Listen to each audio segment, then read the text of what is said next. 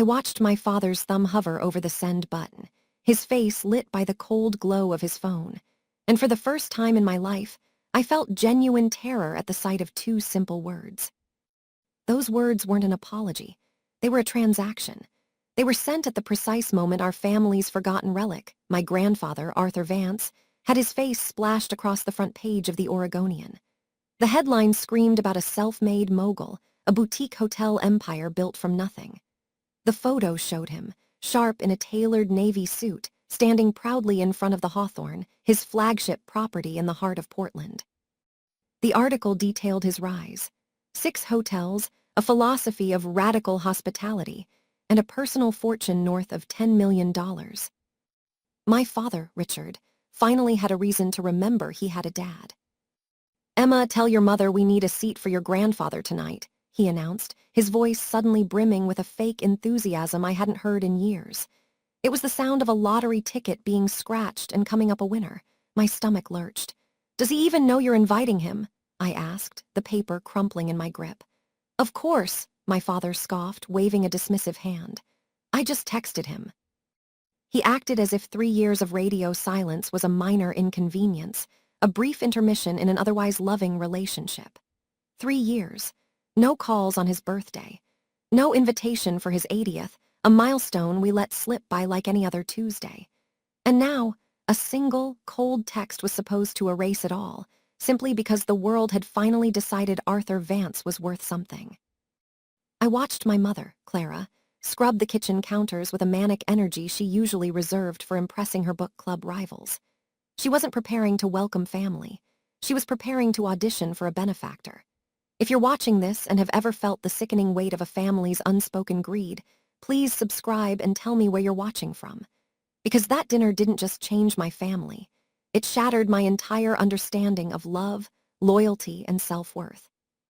This is a story about the poison of entitlement, the quiet power of integrity, and the brutal lesson an 80-year-old man delivered to the son who sold their bond for pocket change. My name is Emma Vance.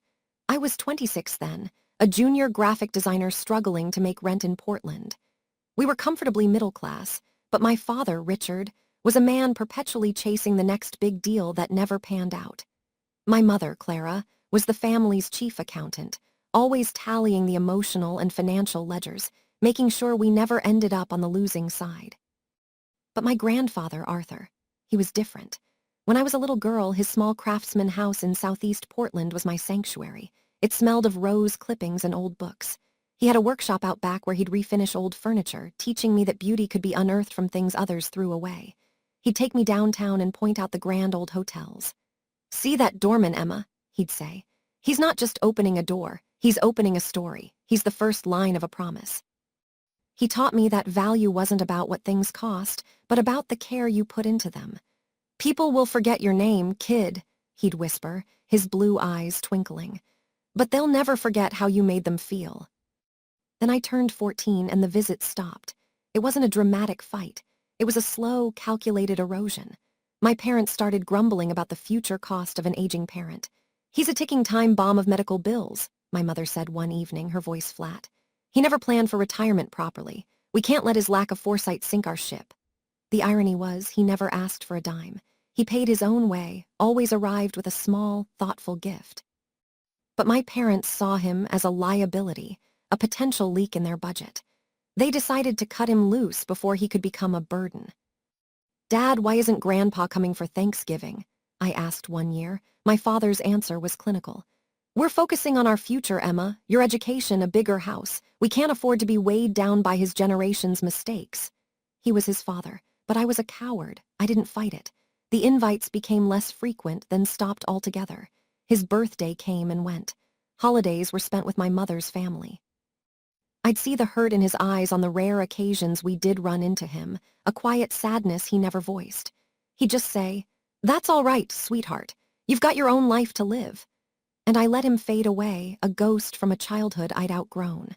The guilt was a constant, low hum, but it was easier to ignore than to confront my parents. Then came the news article, and the dinner invitation. At precisely 6 p.m., the doorbell chimed. My mother opened the door, her smile a brilliant, brittle thing. Arthur, it's so wonderful to see you. She went in for a hug, but he merely patted her shoulder, a gesture of polite detachment. He stepped inside. His white hair was immaculate, his suit impeccable, and his pale blue eyes held a stillness, a quiet authority that made our living room feel small. He carried a simple leather briefcase, not a gift. He acknowledged each of us with a nod. Richard, Clara, Emma. His voice was calm, unhurried. My father stepped forward, hand extended, smile wide. Dad, it's been too long, we've missed you. My grandfather looked at the offered hand for a beat before shaking it. Has it? He asked, his tone light but laced with ice. Time must move differently for you than it does for me. The air crackled. My father laughed it off, but the performance that followed was excruciating. My mother gushed about his business acumen. My father asked probing questions masked as interest. I just stared at my plate, humiliated. So, Arthur, my father finally ventured, the article was impressive, a whole hotel chain, we had no idea. You never asked, my grandfather replied, slicing into his roast chicken. Well, we're asking now, my father pressed. How did you build it? We thought you were just retired. My grandfather set down his silverware, the clink echoing in the tense silence. You thought I was destitute, he corrected, his voice low and clear. Let's not dress it up in pretty words. My mother's face flushed crimson. Arthur, that's not. He held up a hand, silencing her. 3 years, Clara, 3 years without a single call. I sat by the phone on my 80th birthday. I watched it all day, not a text, not a happy birthday. But a single article appears, and suddenly my calendar is clear for dinner. My father tried to interject, mumbling about being busy. So have I, my grandfather continued. I've been busy building a legacy. I've been busy keeping a promise to a dying friend. I've been busy living a full life. Without waiting for crumbs of affection from people who only see a balance sheet. The silence was suffocating. I felt like I was watching a car crash in slow motion. My father, ever the opportunist, shifted tactics. He sighed, trying on a mask of humility. Look, you're right, we were terrible, and I'm sorry. We can't change the past, but we're here now. I want to help you. You're 80 years old, managing all those hotels. It's too much. Let me help with operations, maybe even take over the day-to-day so you can finally relax. You've earned it. He leaned forward, the picture of a concerned son.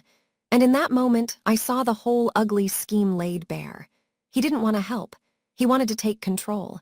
He wanted the keys to the kingdom. My grandfather offered a slow, knowing smile. It was the smile of a chess master watching an amateur make their first predictable move. That's a very generous offer, Richard. But before we discuss my retirement, I brought something for you. He reached down, opened the briefcase, and withdrew a thick manila envelope. He placed it in the center of the table, next to the gravy boat. Open it, he instructed, leaning back in his chair. My father tore it open, his greed palpable. He pulled out a stack of papers. His expression morphed from eager to confused to ashen in seconds. His hands shook. It's a full financial prospectus, my grandfather explained, his voice calm as a teacher. Assets, liabilities, cash flow, profit margins, property valuations for the last 3 years. I thought you'd want to know exactly what you're so eager to help with before you made such a sacrificial offer. My mother snatched a few pages, her eyes scanning, widening in disbelief. 12 million, she whispered, her voice cracking. 12.3, my grandfather corrected. Not bad for a man you considered a burden, is it? Not bad for an old man whose birthday you forgot. My jaw was on the floor. $12 million. The man we'd abandoned because he was a future liability was a millionaire. How? My father stammered, the disbelief raw in his voice. Where did you get the seed money? My grandfather's gaze was cold steel. You want the story? Fine. It's a story you'd know if you'd ever cared to listen. He leaned back, his eyes growing distant. 20 years ago, I met a man named George Whitmore. He was a titan in the hospitality world, but cancer was eating him alive. He had a vision for a chain of intimate, soulful hotels that felt like home, not a corporate box. He needed a partner, someone who understood that hospitality wasn't a transaction, but an art, someone he could trust. He asked me to invest and build it with him. Invest, my mother blurted, the insult clear. With what? My grandfather's eyes flashed with disappointment. With my savings, Clara. $200,000 I'd earned over 40 years. Money I saved by driving a 10-year-old car. Money I saved by not trying to impress people who never cared. Money I chose to build something with instead of spending it on keeping up appearances. Started with a single 15-room in Eugene. We did everything ourselves. I was at the front desk at 6 a.m. and fixing a leaky faucet at 9 p.m. George handled the books and the grand vision. We weren't just building a business, we were building a testament to the idea that care and quality still mattered. He paused, his voice softening. George beat the doctor's predictions by a decade. He said it was because he had a reason to wake up. 5 years ago, he passed. He had no family. In his will, he left it all to me. 100% ownership. He didn't give it to a bank or a corporation. He gave it to me.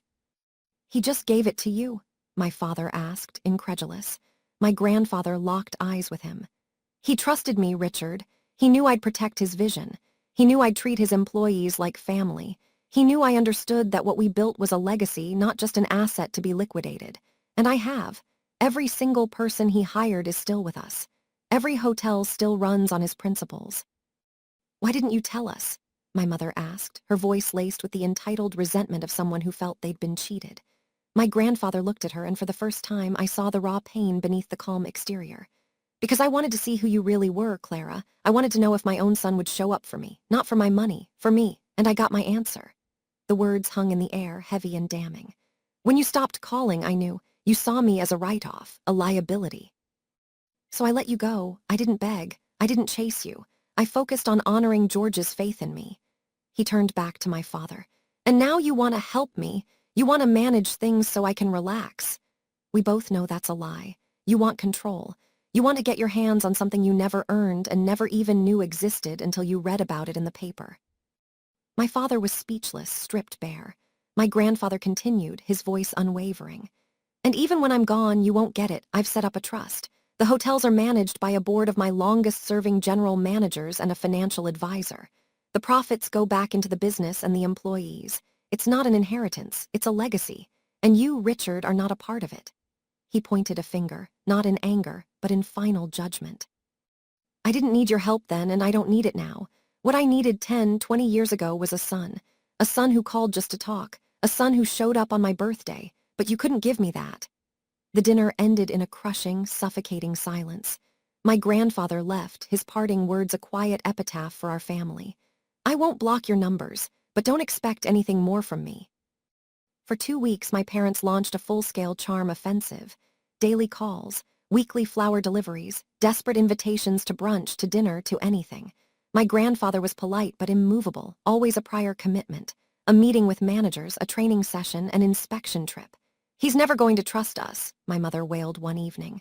He thinks we only want his money. That's because we do, I said, the words escaping before I could stop them. We don't want him. We want his money. My mother's eyes snapped to me, sharp and cold. Don't be naive, Emma. It's a family legacy. It should stay in the family. He's 80. He could go any day. And then what? It all goes to strangers. His employees, we get nothing. He is family, I shot back, my voice trembling. And you threw him away. Watch your mouth, my father warned, his voice low and dangerous. We just need a new approach. The way he said it sent a shiver down my spine. A month later, I got up for a glass of water around midnight and heard my father's voice from his home office, low and conspiratorial. I crept closer, my heart hammering. I need someone to plant negative reviews, he was saying into the phone. For a chain of hotels, Vance Hospitality, 6 locations. My blood turned to ice. Yeah, complaints about bed bugs, rude staff, hidden fees, make it sound authentic. Spread them out over a couple of weeks. Use different accounts. I don't want it traced back to me. 5,000, half now, half on completion. I'll wire it. I stumbled back to my room, my legs giving out as I slid to the floor. My father was trying to sabotage my grandfather's life's work. It was fraud. It was criminal. If I told my grandfather, I'd be betraying my family. I'd be homeless. But if I stayed silent, I'd be complicit in destroying the one person who had ever shown me unconditional love. I remembered his eyes, the pain in them. I remembered the afternoons in his workshop, the lessons about care and integrity. I couldn't let my father do this. I couldn't. The next morning, I called in sick to work and drove straight to the Hawthorne in downtown Portland. I called my grandfather from the car. Grandpa, it's Emma. I need to see you. It's an emergency. He met me in the lobby, his face creased with worry. We sat in a quiet corner, the aroma of fresh coffee doing nothing to calm my nerves. I told him everything. The late-night call, the fake reviews, the payment. I was crying, my words tumbling out in a messy, desperate confession. He listened, his expression unreadable. When I finished, he simply placed his hand over mine. "You did the right thing, Emma, you showed up." Over the next 2 weeks, the fake reviews appeared just as my father had planned. But my grandfather was ready. He'd hired a private investigator, a no-nonsense woman named Patricia, Pat Chen. Pat traced the reviews, the fake accounts, the Bitcoin payment, all the way back to my father's bank account. He had the evidence recorded and sealed. A month later, my grandfather invited us to a family dinner at the Hawthorne. My parents preened, thinking their campaign of fake concern had finally worked. But when we were led into a private dining room, it wasn't just my grandfather waiting for us. Pat Chen was there, along with a steely-eyed lawyer named Sarah Jenkins and 3 of his hotel managers. The trap was sprung. Sarah Jenkins stood and projected the evidence onto a screen, screenshots of the fake reviews, bank statements, transcripts of my father's call. My father's face went white. "That's private," he sputtered. "Obtained legally through a subpoena," Ms. Jenkins replied coolly. My mother stared at my father, her expression a mixture of horror and dawning realization. "Richard, what did you do?" My grandfather stood, walking slowly to stand before his son. "You tried to destroy me, Richard. You tried to tear down everything George and I built, not because you needed to, but because you wanted to own it. You failed the only test that matters." He turned to his lawyer. "What are my options?" "Civil suit for defamation and economic damages, easily. We could also pursue criminal charges for fraud. That carries significant prison time." My father slumped in his chair, a broken man. "Please, Dad, I'll do anything." My grandfather's expression was one of profound, weary sadness. "Where was that on my 80th birthday?" He sighed, the weight of it all evident in the sound. "I'm not pressing charges, not because you deserve mercy, but because I'm exhausted by you. But I am filing a civil suit. You will pay for what you did." The lawsuit was swift and devastating. The evidence was ironclad. The court ordered my father to pay $900,000 in damages. He didn't have it. He'd lost it all in a bad real estate deal the year before. To pay, he had to sell our house, our cars, everything. We moved into a cramped rental apartment in a part of town my mother used to sneer at. My mother called my grandfather, begging, crying. His voice was gentle but absolute. "Clara, I forgive you. But I will never forget, and I will not save you from the consequences of your choices. You are not my family anymore. You stopped being that the moment you saw me as a problem to be solved, not a person to be loved. You want to rebuild your life? Do it, but do it without me." Over the next year, something shifted. My father, humbled and broken, got a sales job he was overqualified for. My mother started working at a local bookstore. They weren't happy, but they were real for the first time. They stopped calling my grandfather, but started writing. Short, simple letters. No requests, no demands, just updates. My father wrote, "I'm sorry, I'm trying to be better, that's all." And sometimes my grandfather would reply with a brief, polite email. A tiny crack in the wall, and me, I couldn't live in that apartment with them anymore. My grandfather offered me a job, not a handout, but a chance. "You showed up when it mattered, Emma. That's the kind of person I want. But you earn your place here every single day." I started in marketing, an entry-level job, learning the business from the ground up. 2 years later, I was the marketing director. We started a program called Second Chapter, a hospitality training internship for people over 60. It was his idea. "Too many people think their story is over just because they're old," he said. The response was overwhelming. Seniors who'd felt invisible found purpose, community, and dignity. One woman, 68, told me, "My kids thought I was done. This job gave me my life back." My parents were slowly, tentatively allowed back to the edges of his life. Holiday visits, awkward but honest. It wasn't a fairy tale reunion, but it was a start. One afternoon, sitting in the lobby of the Hawthorne, I asked him, "Do you regret it, cutting them off?" He thought for a long moment. "I regret that it was necessary, but I don't regret the decision. Love without boundaries isn't love. It's self-destruction. Your parents needed to hit rock bottom to learn that people aren't tools." It's a hard lesson, but it was the only one they'd hear.